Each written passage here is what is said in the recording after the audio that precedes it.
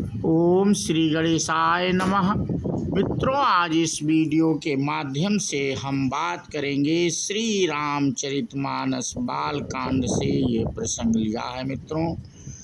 और इस कांड से हम भाग 43 आपसे साझा कर चुके हैं और आज के वीडियो के माध्यम से भाग 44 आप लोगों से साझा करेंगे।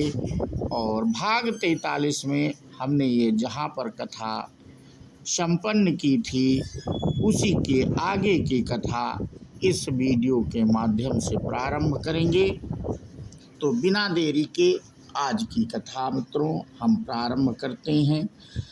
छल करिटार्यु तासु व्रत प्रभु सुर कारज कीन, तब जेहि जान्यो मरम तब श्राप कोप करि दीन।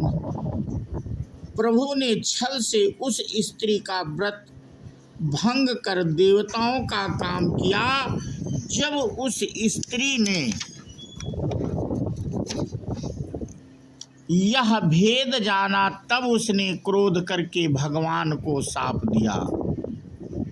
ये बातें मित्रों शिव जी माता पार्वती को बता रहे हैं। लीलाओं के भंडार कृपालु हरि ने उस स्त्री के शाप को प्रमाण दिया, स्वीकार किया। वही जलंधर उस कल्प में रावण हुआ जिसे श्री रामचंद्र जी ने युद्ध में मारकर परम पद दिया। एक जन्म का कारण यह था जिससे श्री रामचंद्र जी ने मनुष्य देह धारण किया। हे भरद्वाज मुनि, सुनो, प्रभु के प्रत्येक अवतार की कथा कवियों ने नाना प्रकार से वर्णन किया है। एक बार नारद जी ने शाप दिया था, कल्प में उसके लिए अवतार हुआ। यह बात सुनकर पार्वती जी बड़ी चकित हुई और बोली कि नारद जी तो विष्णु भक्त और ज्ञानी हैं। मुनि ने भगवान को शाप किस कारण दिया? लक्ष्मीपति भगवान ने उनका क्या अपराध किया था? हे पुरारी शंकर जी, यह कथा मुझसे कहिए। मुनि नारद के मन में मोह होना बड़े आश्चर्य की बात है। बोले बिहसी महेश तब, ज्ञानी मूढ़ न कोई, जेहि जस रघुपति करहीं, जब सो तस तेहि छन होई। तब महादेव जी हंसकर कहा, ना कोई ज्ञानी है ना मूर्ख। श्री रघुनाथ जी जब जिसको जैसा करते हैं वह उसी क्षण वैसा ही हो जाता है। कहो राम गुण गाथ, भरद्वाज सादर सुनहु, भव भंजन रघुनाथ, भजो तुलसी तजि मान मद। याज्ञवल्क्य जी कहते हैं, हे भरद्वाज, मैं श्री रामचंद्र जी के गुणों की कथा कहता हूँ, तुम आदर से सुनो।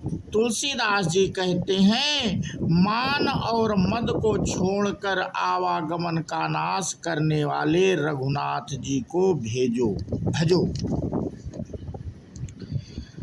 हिमालय पर्वत में एक बड़ी पवित्र गुफा थी।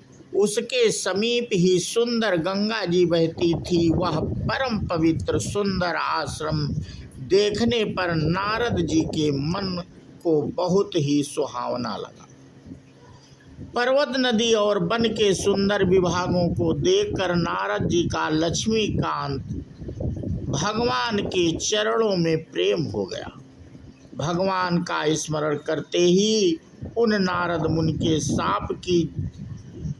जो शाप उन्हें दक्ष प्रजापति ने दिया था और जिसके कारण वे एक स्थान पर नहीं ठहर सकते थे, गति रुक गई और मन के स्वाभाविक ही निर्मल होने से उनकी समाधि लग गई।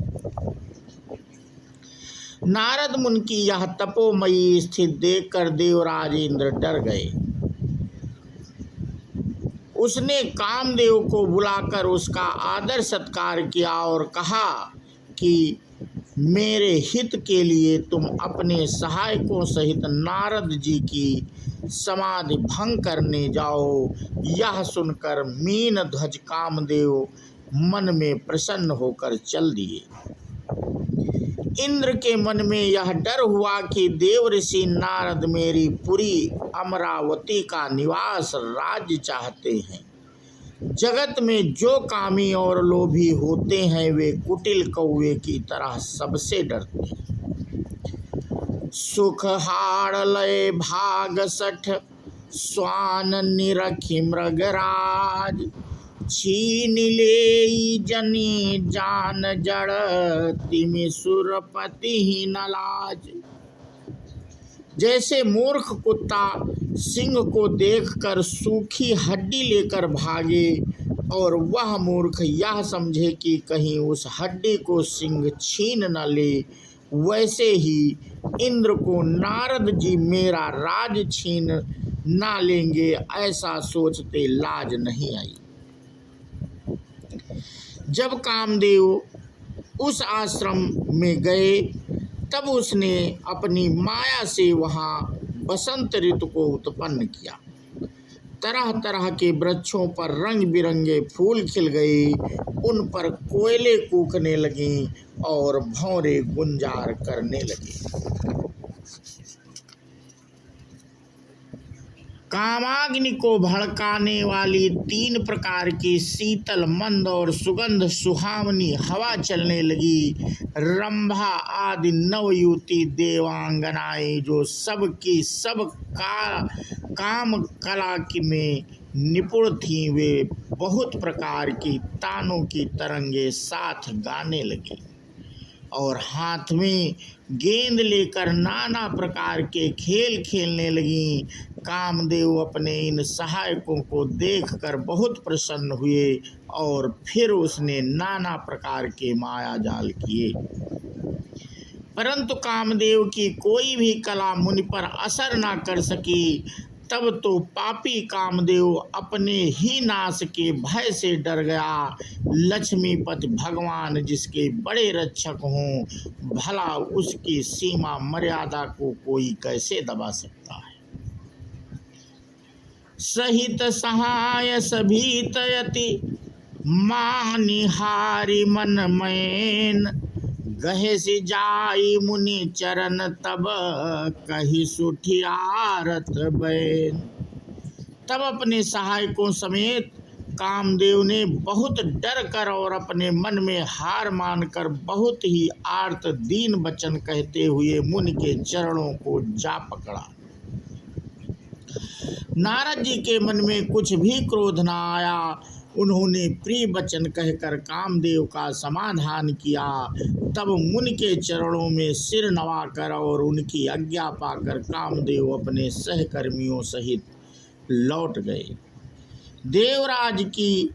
देवराज इंद्र की सभा में जाकर उसने मुनि सुशीलता और अपनी करतूत सब कही, जिसे सुनकर सबके मन में आश्चर्य हुआ और उन्होंने मुनि की बड़ाई करके श्री हरि को सिर नवाया। तब नारद जी शिव के पास गए। उनके मन में इस बात का अहंकार हो गया कि हमने कामदेव को जीत लिया। उन्होंने कामदेव के चरित्र शिव जी को सुनाए और महादेव जी उन नारद जी को अत्यंत प्रिय जानकर इस प्रकार शिक्षा दी। हे मुनि, मैं तुमसे बार बार विनती करता हूँ कि जिस तरह यह कथा तुमने मुझे सुनाई है, उस तरह भगवान श्री हरि को कभी मत सुनाना। चर्चा भी चले तब भी इसको छिपा जाना। तो मित्रों, आज का प्रसंग हम यहीं पे समाप्त करते हैं और इसके आगे की कथा हम अपने अगले वीडियो के माध्यम से साझा करेंगे। बोलो श्यावर रामचंद्र की जय, हनुमान जी की जय। जय हिंद, जय भारत, वंदे मातरम।